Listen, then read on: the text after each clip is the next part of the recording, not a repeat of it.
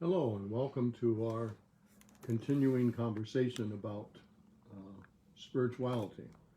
And as we continue our journey and as we continue our conversation together, it's good to have you along, and it's good to receive your questions and your comments and your encouragement, and most of all, just to appreciate one another as we together journey and as we together learn and as we together, through the power of God's Spirit, open ourselves up even more to the living Word of God.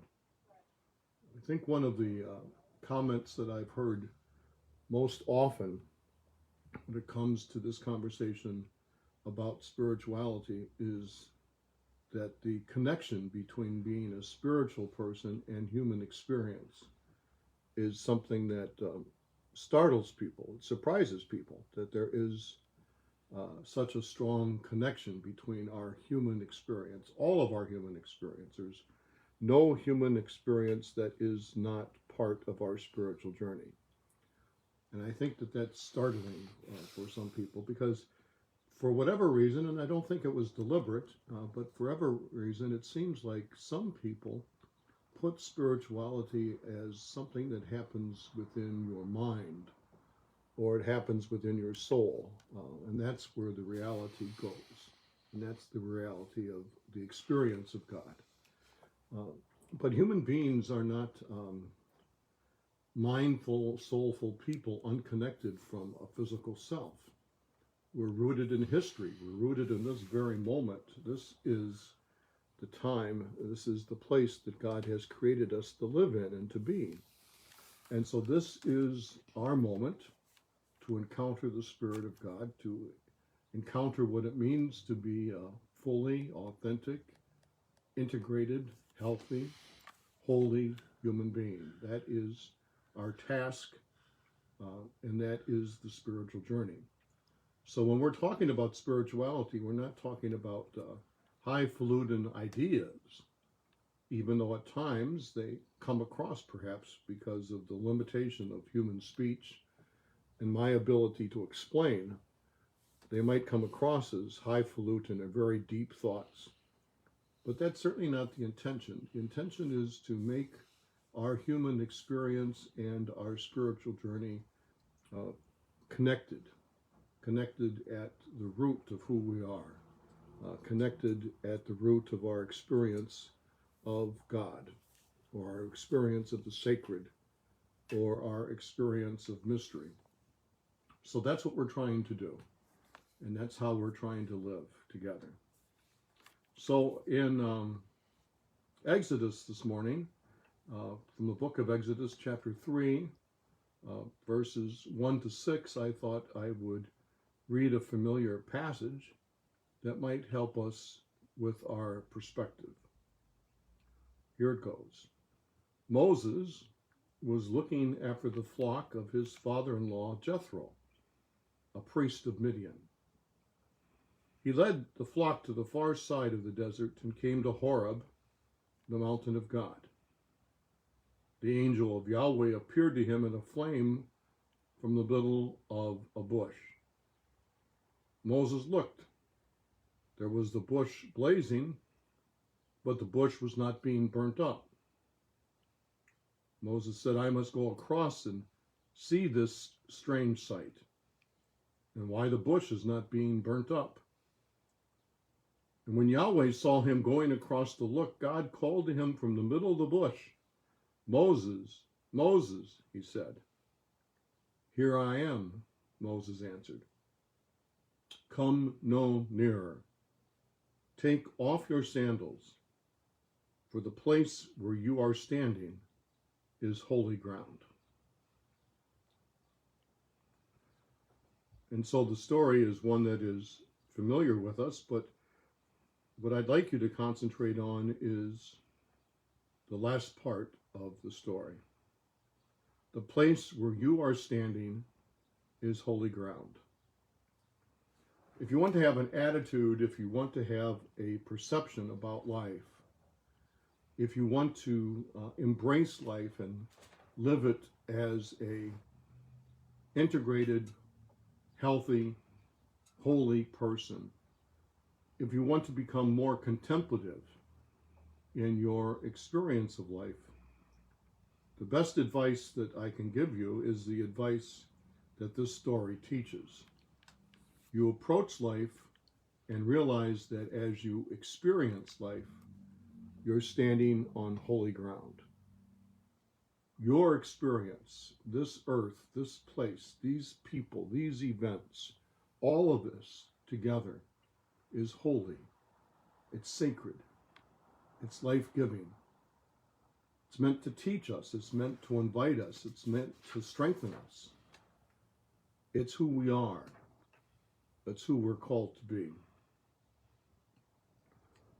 When we try to live a contemplative experience, when we try to become aware of the fullness of God's life and love at work in our life, what we're trying to do is to become more and more aware each day, almost as an automatic awareness, if you will, of everything that goes on around us, that we become people who are filled, imbued, if you want to use a fancy word, with the fullness of God's grace and love. We enter into the adventure of every moment, every person, every experience. And as we do that, what we begin to realize is that we become more and more aware, we become more and more attentive, we become more and more mindful. And as we do so, we understand that we are more connected with people than we ever perhaps imagined. That we're not as alone and isolated as we might have feared. We're pretty much all of us together. All of us are in it together. And in that connectedness, we understand that there is a communion. There is a communion of humanity, but there is also a communion of the sacred. There's also a communion of God's grace, a communion of God's life. And when you begin to see and experience the connectiveness of life, the connectiveness of human beings, the connectiveness of our experience, then you begin to understand how you can be, by your choices, by your actions, by your dreams, through your prayers, how you can become a force for positive change, not only in your life, but in the life of those whom you love and the life of those whom you care for. This perspective, this change, this connectedness, this grace, if you will, provides direction in our life. It provides for us the necessary steps that we need to take on our journey of life. So ultimately, when we try to live this way, and I've used the experience and the word of contemplation to describe it, what this does, this anchoring of our experience in the sacred, leads us to a sense of well-being. It leads us also to a sense of profound gratitude. And it brings us to a place of clear understanding of what our purpose is in life. We begin to see the possibilities where before perhaps all we saw were the impossibilities. We begin to experience the joy of life when perhaps before that we struggled to find joyfulness. We begin to experience what it means to be loved and forgiven by another when perhaps we imagined that that was no longer possible for ourselves and wondered if it was even possible for people that we cared about and loved. It changes us, and it changes our lived experience. Here's an example of that written by an author who helps us understand how contemplation changes us. Living contemplatively begins with the individual person, but it leads you in the end to embrace deeply not only your truest self, but God, neighbor, and all of creation. By reflecting on your everyday experiences, you seek the depths of your inner truth. by exploring your beliefs, illusions, attitudes, and assumptions. You find your true self and discover how you relate to the larger community. Contemplative living directs your mind and your heart to the truly important issues of human existence, making you less likely to be captivated by the superficial distractions that can so easily occupy your time. And so as you enter into an attitude of contemplative living and you begin to see the connectedness of life and you begin to see the sacredness of life and of human experience, distractions, those things that take us away from that experience, seem to be less and less important to us. How do we want to let go of something that is so life-giving, so fulfilling, so energetic, and settle for something that's less than that? So contemplative living draws us more and more each day into an experience, into an energy of life, to a joy of life. It brings us to a point where we are, as I mentioned before, profoundly grateful for the gift of life that we've been given and the way that we experience life. Now, there are certain practices that take place within our contemplative living that we can become aware of and that we can touch, that we can encounter, and we can use for our own self-examination that help us on this spiritual journey. So as we walk this path, we're just not walking it aimlessly. We're not just bumping into things and looking up in awe and wonder and being filled with questions with no sense of purpose, no sense of direction. There are particular practices that we can engage that help us become deeper and deeper aware of who we are, what we're called to be, and how God imagines for us this life and also the life to come.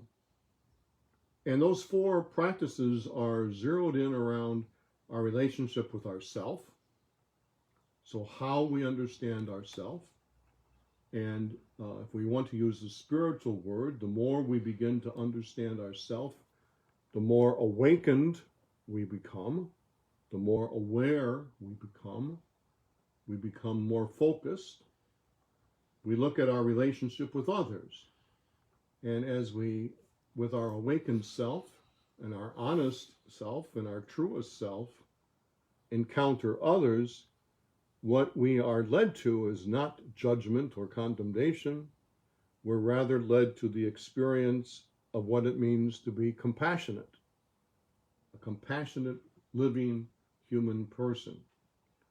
We begin to experience our relationship with God more and more contemplatively, where we are in many ways reduced to the need not to say anything, simply to be in the experience and to be grateful for the experience. And then finally, we have a relationship with the entire world, all of creation, and we marvel at the unity of creation, how everything and everyone is connected, and how this is all for us God's plan. So the contemplative practices that we're going to look at today and the next day or so as we talk about our spiritual journey is we're looking at our relationship with ourself. What can we do to help us become more relational with ourself? How can we become more and more focused, more and more aware? We're going to look at our relationship with others. So decide and learn and choose how to be more compassionate in all those experiences and those events of our lives. We're going to look at certain practices and questions we can ask ourselves that help us to become more and more contemplative, not as an extraordinary moment in our life, but rather as more of an ordinary moment in our life. And finally, we'll look at our relationship with all of creation and the unity that creation celebrates and sings and calls us into even more a deeper reality of the one rather than the illusion of the many. So let's begin today with talking about our relationship with ourself.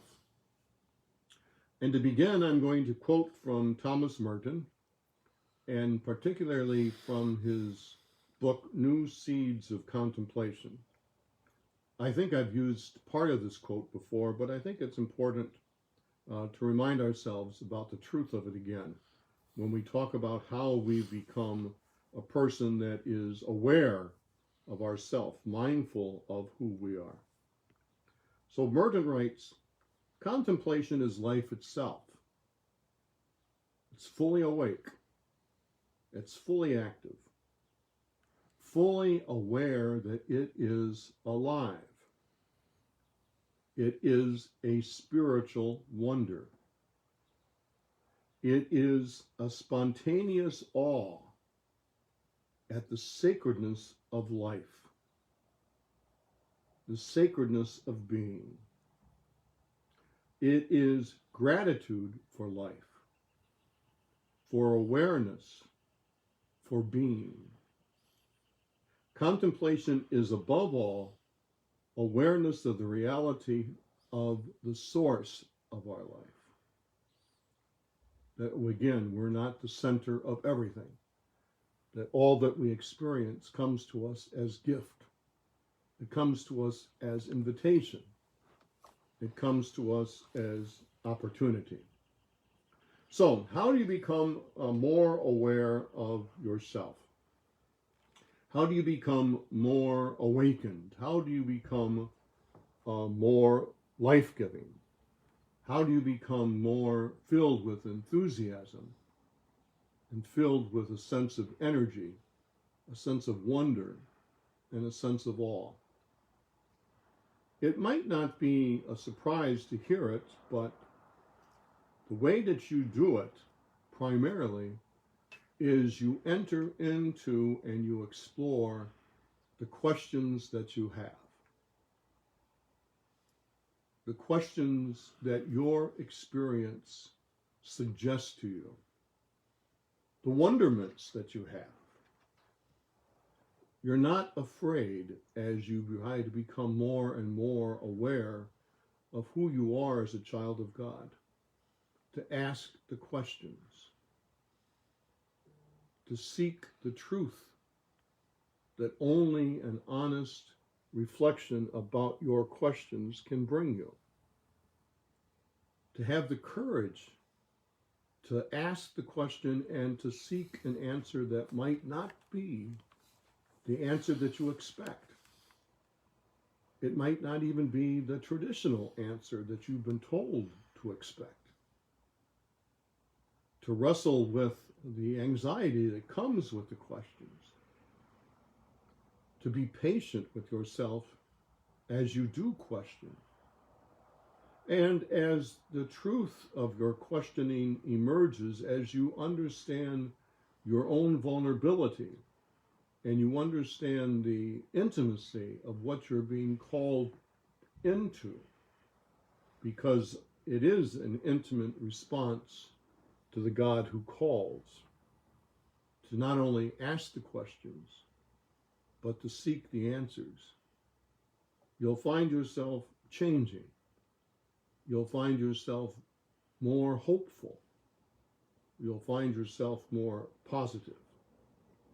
So as you ask yourself the questions, another thing that you can do is begin to trust, and this might sound strange, but it's so very important. You begin to trust your life itself.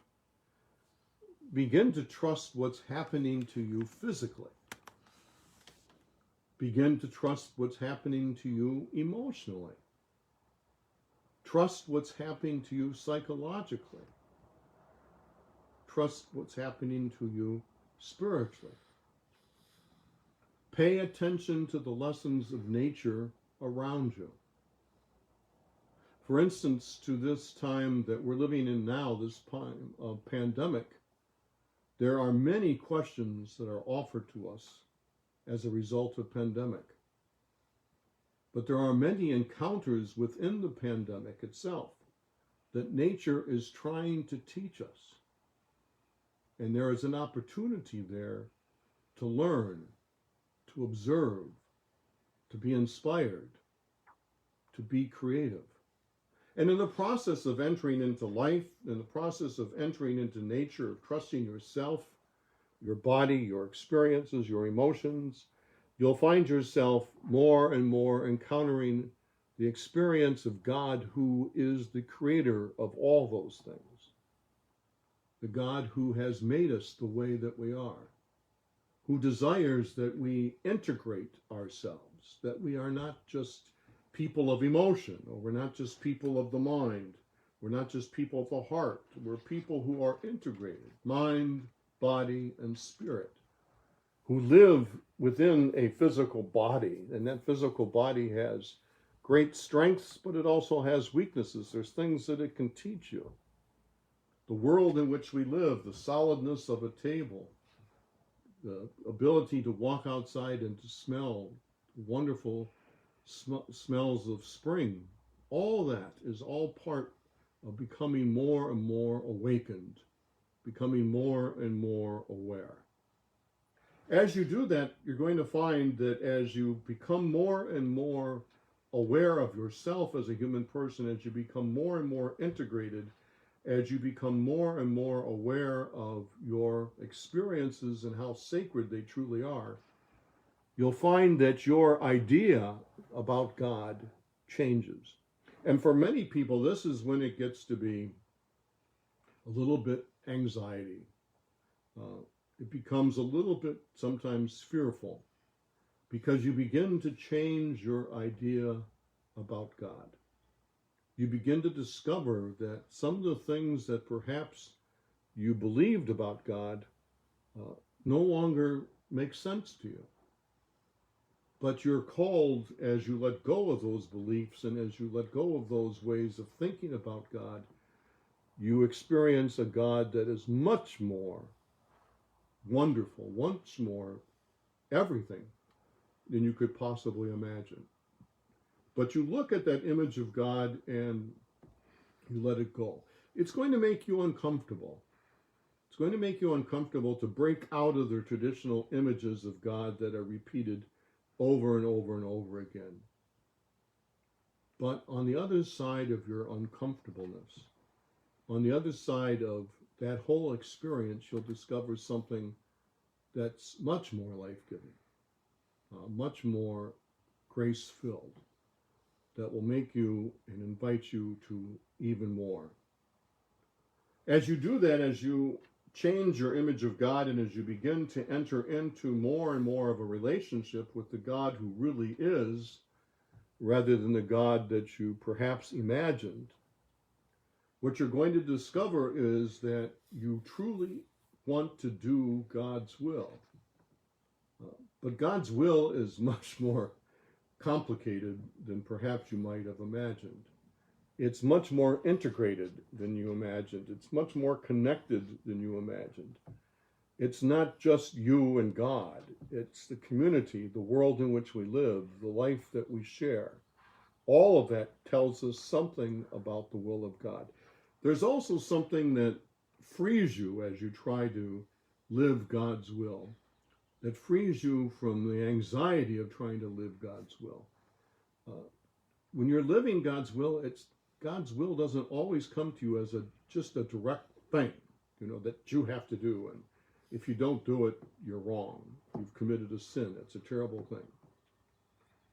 thing. God is much more creative than that. God is much more imaginative than that. That's not the way that God works. God invites us to enter as fully and as honestly as we can into the experience of what it means to be a human person, the experience of what it means to be a spiritual person. And then as we enter into that, to learn what we can choose to do, what we're able to do at that moment, and what we hope to do in the future. So it doesn't zero in specifically on a single point. So God's will isn't one of those things that here it comes and you have to answer it, and you answer it, and then you're home free for the rest of your life. or you didn't answer it and the rest of your life you're cursed. No, that's not the way God's will works. It's a living, dynamic thing.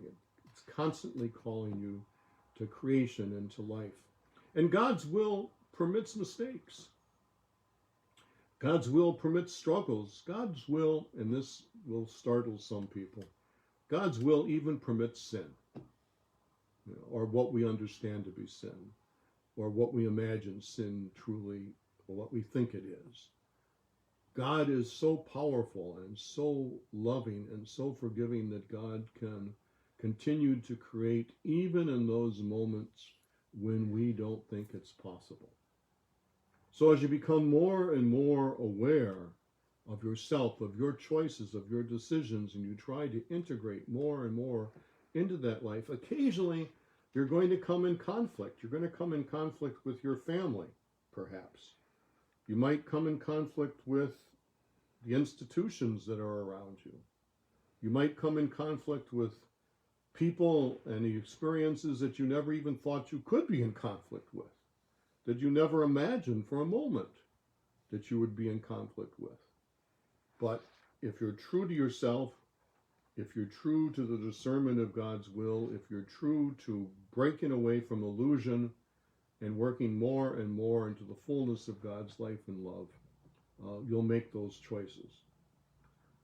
And finally, one of the last things that you'll do as all of that becomes aware of you is you begin to pray the roots of your own life. You begin to be aware that you are a continuation of the sacrifices, the love, the experience of so many other people who went before you. And in their experience is your gift. In the roots of your life is your call, is your window into the sacred and into the mysterious. And so pray the roots of your life. Pray those things in your life that are there, the people, the experiences that are all a part of who you are. Try to look at them with a different way of imagining, a different way of appreciating. Try to look at them with a sense of gratitude. And many, many times when we start looking at the roots of our life, we have to become compassionate with ourselves, especially when we look at things that we did in our life that we're just not happy with, that just were not good, that you wonder how you might have chosen it, or you wonder how perhaps you endured it, or there might even be things in your life that you look at and you just say, how dumb could I be? How could I do? That's when the compassion of God is so very, very necessary, to imagine that compassion. And this will bring us to the point where we will begin tomorrow. As you experience the compassion of God, because you have encountered the questions of life and you've tried to answer them, because you've learned how to trust all the things that are part of your human experience and the experience of your brothers and sisters, as you encounter and pray through your image of God, and as you discern what it is that God's will is asking of you, as you become more compassionate for yourself, it perhaps doesn't need to be said, but it is going to be said. And like I said, tomorrow we'll talk about it even more. It brings you to compassion for others, to live as a compassionate, loving, forgiving person, because you have been forgiven, because you have been loved, and because you have been the beneficiary of compassion. Because of that experience, you are able to share that experience, to gift that experience with another. So living contemplatively is relationship with self, relationship with others, relationship with God, relationship with all of creation. Today we've looked at what it means to grow in our relationship with self, to become more awakened, more mindful, more deliberate in our choices, and in the process to become more deliberate and more compassionate. And tomorrow we'll look at our relationship with others. So have a great day, and God bless you.